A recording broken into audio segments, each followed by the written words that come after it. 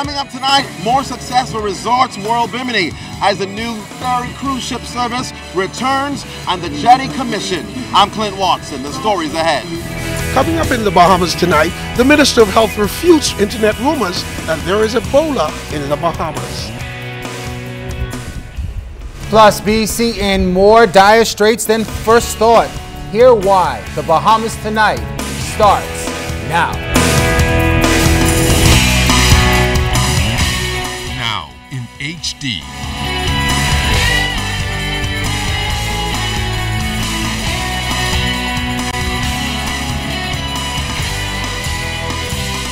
ZNS Network presents The Bahamas Tonight. This portion of the news brought to you by BTC Every Day. False rumors spread quickly on the internet claiming that a foreign man died of Ebola right here in the Bahamas. Good evening, everyone. I'm Chris Saunders. And I'm Opal Roach. Well, the health minister quickly dismissed those rumors in a statement read in the House of Assembly last night. Vaughn Albury reports. The rumor that Ebola is reported here in the Bahamas went viral on the internet and social media Wednesday, creating panic among some. With more than 2,300 deaths in West Africa and a mortality rate approaching 80%, it was here at the House of Assembly that the Minister of Health chose to tell the Bahamas and indeed the world that there is no Ebola in the Bahamas. I would like to make it completely clear that this posting is completely untrue. However, hospital officials did indicate that late Sunday night, the U.S. Embassy in the Bahamas responded to a call to rescue a very ill person on a freighter passing through Bahamian waters. The patient was a 34-year-old white male from the Ukraine, working on the freighter, which was en route to New Orleans from the Congo, West Africa. The Ukrainian was later brought to the Bahamas. The patient was later transported to Nassau and taken to Doctors Hospital emergency room. He was placed in a single room in isolation. All the necessary precautions were taken by all staff that attended the patient. Full infection control precautions were put in place and followed by all who attended the patient.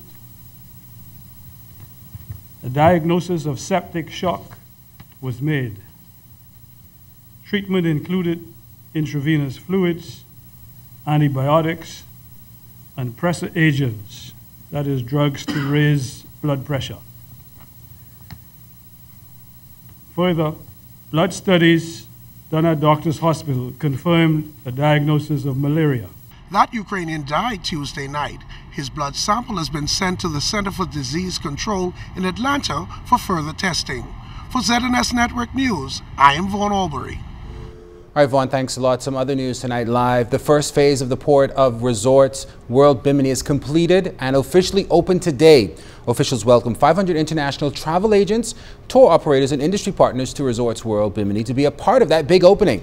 Prime Minister the Honorable Perry Christie led a large government delegation to welcome the visitors, signaling the beginning of even better days for Biminites and, by extension, the Bahamian people. Clint Watson was at the resort for the historic commissioning that came after several challenges, protests, and opposition by special interest groups. Tonight, though, he tells us that the docking of the superfast cruise ship ferry has significant benefits for the local economy. Life just got easier for Biminites. As everyone watched the superfast ferry from Fort Lauderdale dock at the newly constructed jetty, Prime Minister the Right Honorable Perry Christie believes this arrival of the soon-to-be daily South Florida cruise ferry also symbolizes the decrease of the cost of living for residents. Here's how. In addition to planning for the expansion of his resort here, they have made it possible for the cost of living in Bimini to be directly impacted by the efficiencies that this new cruise ferry will bring to Bimini. So the cost of food will be cheapened, the cost of transportation will be cheapened, therefore the way of life for the people of Bimini will be greatly enhanced. And the new jetty will facilitate some 1,000 persons to Bimini daily. The nation's leader called on all developers to follow the example of the Genting Group, who funds and operates the pier, to get things done themselves without government assistance. Chairman of the Genting Group, Kt.1, says on October 14th, the cruise schedule will expand from the Friday to Sunday Miami run to include Tuesday, Wednesday, and Thursday from Port Everglades and Fort Lauderdale.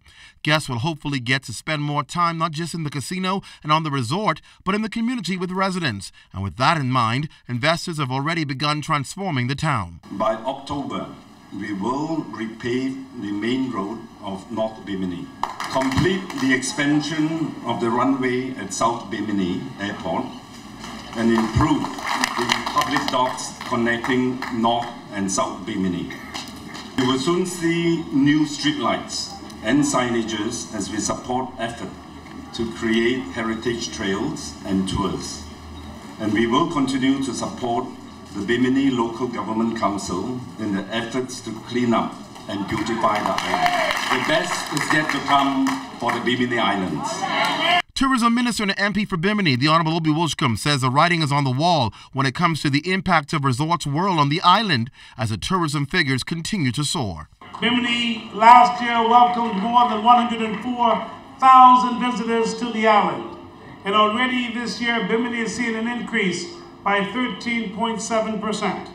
What that means is that the numbers are increasing and Bimini is now moving ahead of some of the Caribbean islands in arrivals to the island. Looking for this project to succeed, Prime Minister, the Right Honorable Perry Christie, says the success of this project in Bimini will dictate the course of action for other family islands and the same kind of success for the rest of the Bahamas. In Bimini, Clint Watson, ZNS Network News. Well, this just in from police, a double shooting in Montel Heights this afternoon, leaving one man dead and another hospitalized in serious condition. The incident took place after 5 today. Details are a bit sketchy at this time. However, police say both victims were transported to hospital where one of them died. Investigations continue. Now, it seems as if a threat to disconnect the electricity supply to hotels along the Cable Beach Strip could reap some positive results. BEC Chairman Leslie Miller says those threats did not fall on deaf ears. Miller previously said the hotels that have been delinquent in their bills payments collectively owed BEC more than $30 million. He says BEC is in a dire financial situation, and if it does not pay $55 million to its supplier for fuel by the end of the month, the entire country will be without power. But I was glad that I made that statement because lunchtime, Mr. Speaker, I got a call from 2 of the hoteliers who informed me that by tomorrow we'd be getting a check for at least $2 million. So I was happy that I said what I said, because for months now they've been playing these games that when you turn me off, I will make a call and you'll be told to turn us on. The BEC chairman also said the company loses between $5 million and $10 million annually due to illegal hookups. In fact, Miller says last week, BEC inadvertently came across customers stealing electricity after 2 female employees were prevented from doing a disconnection exercise by a group of men. We, of course, disconnected the power. The bill at that time was some $4,600. It'll probably increase to double that because they were on apparently since January. This is a normal thing. This is nothing new.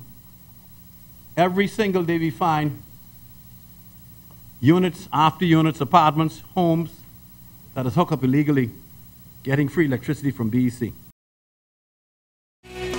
In other news tonight, the Bahamas Public Services Union and the Bahamas Mortgage Corporation signed off on a $450 million industrial agreement that will see the corporation's 54 employees in New Providence, Grand Bahama, and Abaco receive 2 increments, lump sum payments, and educational support. Union President John Pinder says it was also critical to secure flexi time and uniform allowances for employees in the 5-year agreement that is retroactive to October 2013 and will expire in 2018. In these challenging economic times, Pinder says he was pleased that the corporation bent somewhat to satisfy the union's membership, and the goal during the negotiation was to ensure it progressed rather than regressed.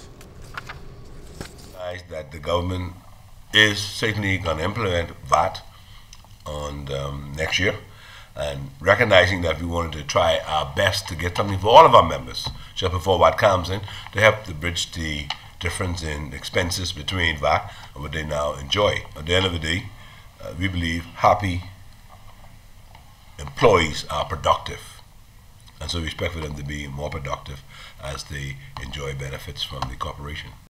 Coming from the corporation, though, just a quick correction. It was $450,000, not $450 million in that industrial agreement. Now, Chairman of the Bahamas Mortgage Corporation, Senator the Honorable Alex Storr, says the contract included mutually agreed upon conditions to promote the efficient operation of the corporation, avoid industrial disturbances, and at the same time seek to secure the highest level of employee performance.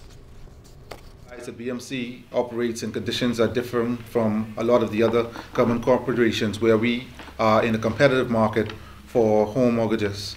And so we realize the importance of being able to maintain and to keep our staff comfortable and attract a higher level of staff in order to compete in the market that's out there. So we really appreciate the efforts on behalf of both sides in ensuring the best for each of the two sides of the agreement. And I think that we were able to come to an agreement that is mutually beneficial to both sides. This segment of the news is brought to you by Shell Quality Fuels.